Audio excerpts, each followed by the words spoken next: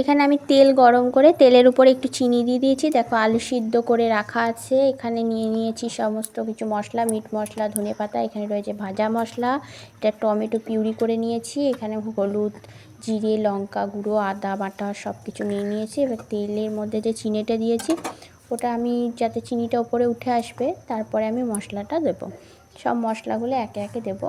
প্রথমে দিয়ে দেবো আমি আদা বাটা, মশলাগুলো দিয়ে দেবো। তারপর দিয়ে দিয়েছি টমেটো পিউরি দিয়ে দিয়েছি। ওর মধ্যে নুনটা দিয়ে দিলাম। নুনটা কষানোর সময় দিলে জানো তো নুনের টেস্ট মানে মশলার টেস্টটা খুব ভালো হয়। আর আজকে আমি বানাচ্ছি আলুর দম। তো মিট মশলা অ্যাড করলাম। এখানে আমি একে একে সমস্ত মশলাগুলো অ্যাড করে দিয়েছি। আর এরপরে আলু সিদ্ধটা দিয়ে দিলাম। আর এখানে দিয়ে দেবো এবার আমি সিক্রেট মশলা, এটা একটা ভাজা মশলা। যদি জানতে চাও রেসিপিটা আমি তোমাদের সাথে শেয়ার করে দেবো। এরপরে আমি আলুটাকে ভালোভাবে কষে নিচ্ছি, দেখো কালারটা কত সুন্দর এসেছে। আর এরপর দিয়ে দেবো ধনেপাতা।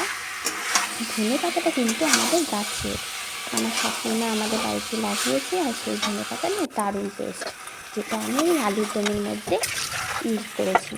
ধনেপাতাটা দিয়ে আমি দিয়ে দিলাম জল, আর ফুটে গেল আর হয়ে গেল আজকের স্পেশাল আলুর দম।